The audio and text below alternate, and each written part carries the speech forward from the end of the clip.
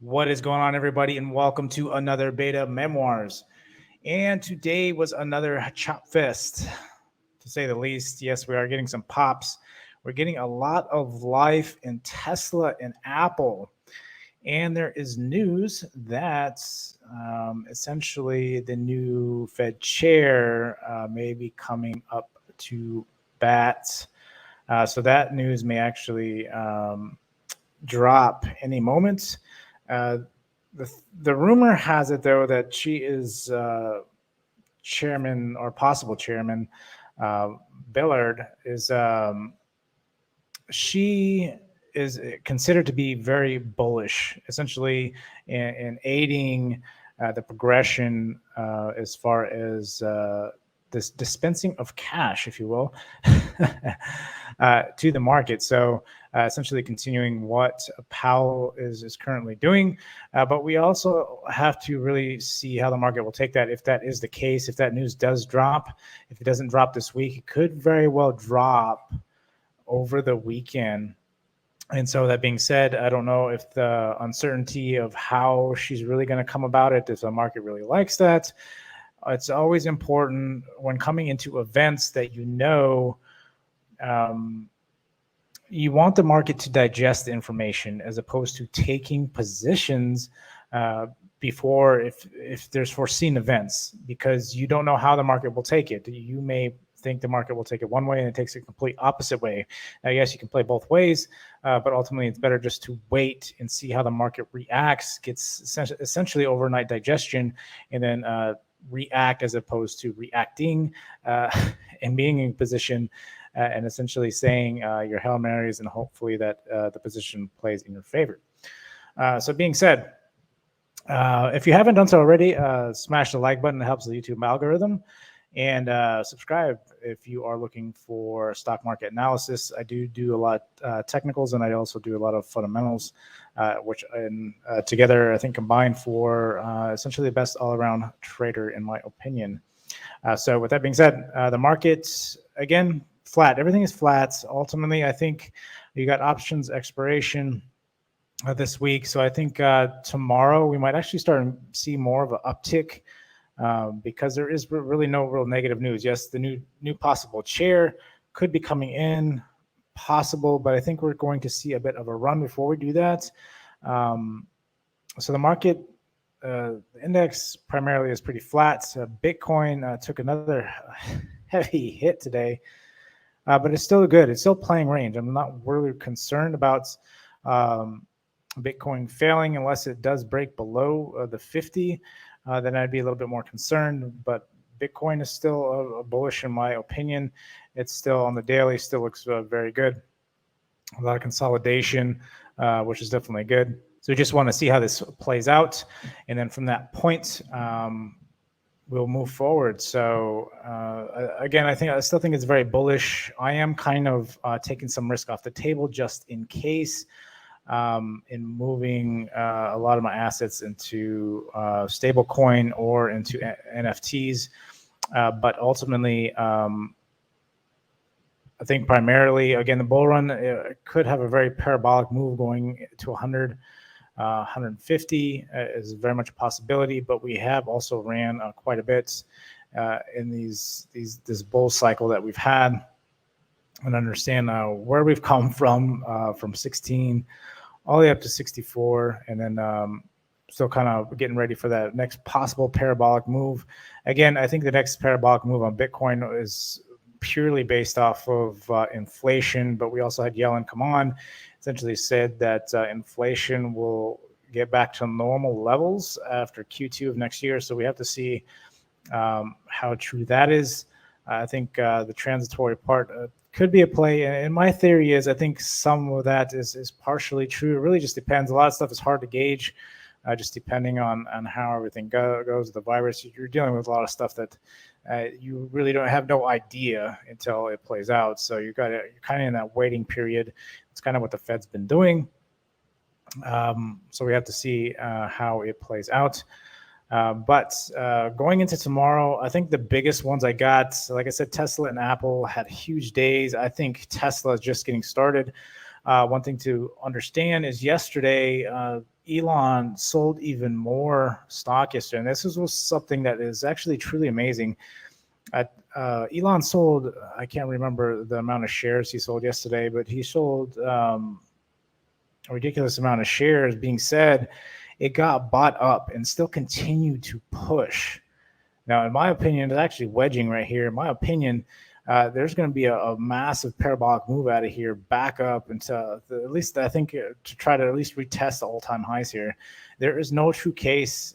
Plus, you got all the EV infrastructure backing Tesla, not Tesla specifically. Obviously, the presidency doesn't really consider Tesla as an EV, so they've been kind of left out of the loop. But nonetheless, they'll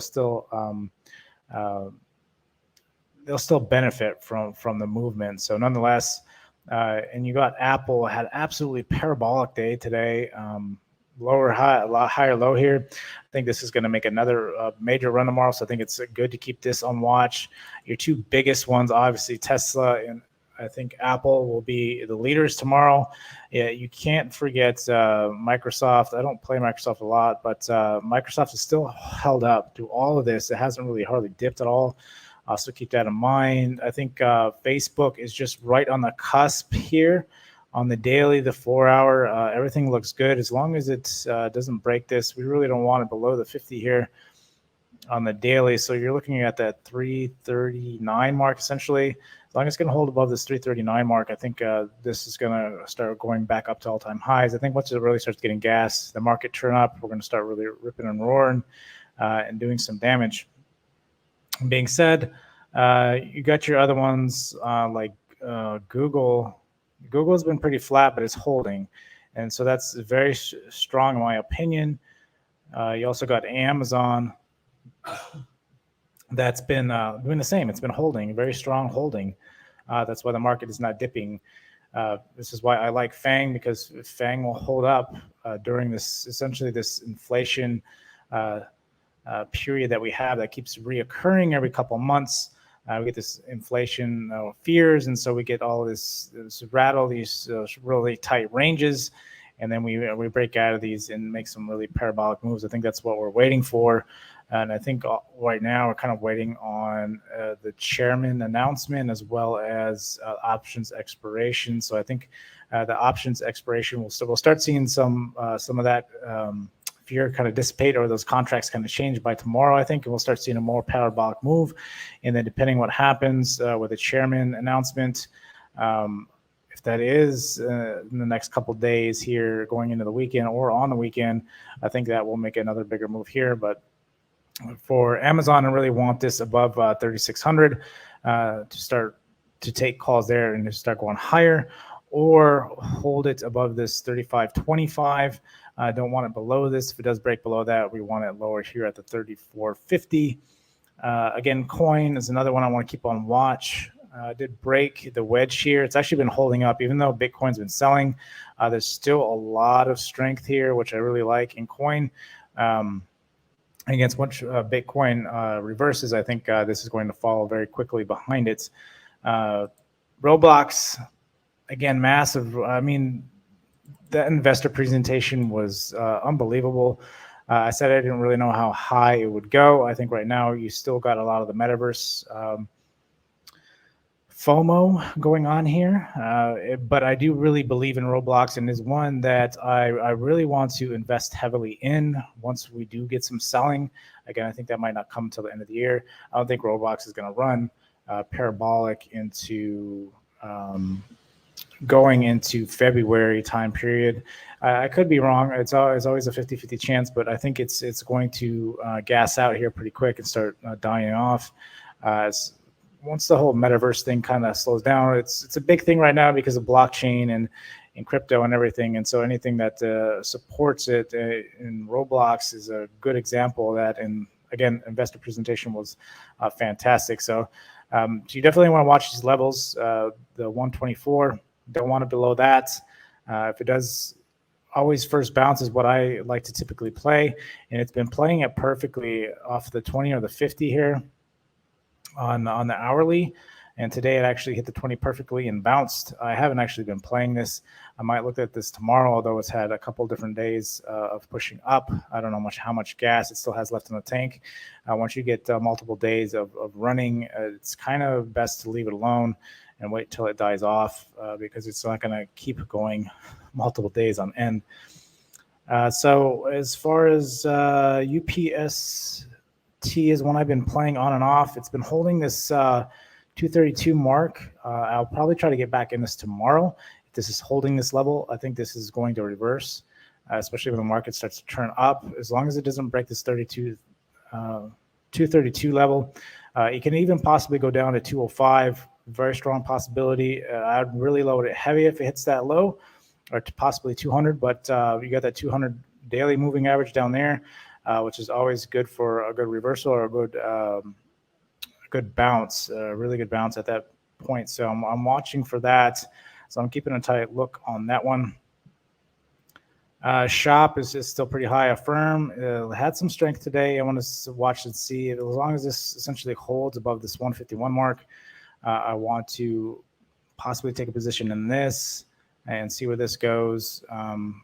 Again, I think Affirm could start really running, although the whole e-commerce space is kind of struggling a little bit. The banks in itself have been kind of dying. So as long as the banks can reverse tomorrow and start running, I think it could definitely help the market in general start pushing up. Moderna was trying to run today. It looks like an overnight session is going to actually break out, do the retest. I was looking for this retest earlier today around the 240 after the break. Didn't tag it, and then obviously tag it after hours. So I want to keep an eye on that tomorrow. But Rivian is the other one. This one, I'm really watching this one. I'll probably go around that 126.50 mark. I'm kind of really watching this, see if it holds this level, Fibonacci level. You're looking at the 6180 percentile. So I think we could get a nice bounce here. You also got the 200 moving average here, so we would get a really nice bounce here. That's why I got an alert set for there. So I want to watch this tomorrow and see if that does hit tomorrow. If it does, look for a pretty quick move up to the we'll say the 143 mark at that point. So I'm looking for that nice range right there, especially first bounce. I'm kind of looking at now that has options contracts. I want to keep an eye on that one as well. But a lot of other stuff, a lot of your mid caps have really sold off pretty heavy. So I don't really know where that's going to go. The strength will be in your FANG right now. So I'd be primarily concerned on FANG right now and let them run. What we've been seeing over the past couple of months is FANG runs strong. It kind of allows those mid caps and stuff to die off, and then they kind of base out, allow you to build positions in these mid caps and stuff. And then when FANG starts to stall, you got your mid cap start picking up and pushing at that point.